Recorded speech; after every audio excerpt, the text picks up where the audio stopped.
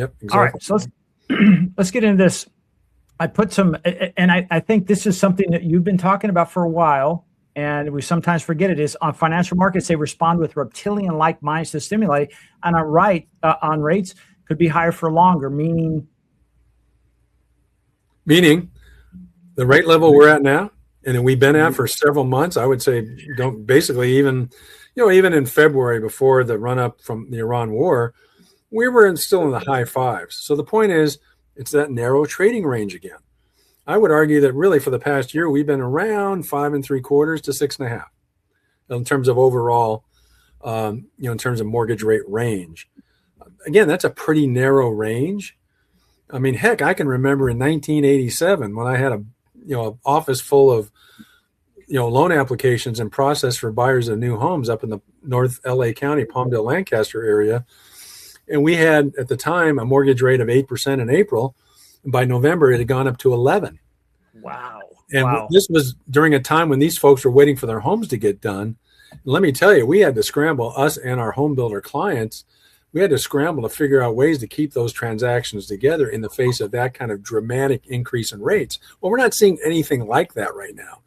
So this whole notion that rates are elevated and time for a panic, it's overstated, it's overblown. We all got to calm down. This is actually a pretty good trading range, and I think it's going to be this way for a good amount of time, probably for the next year or two.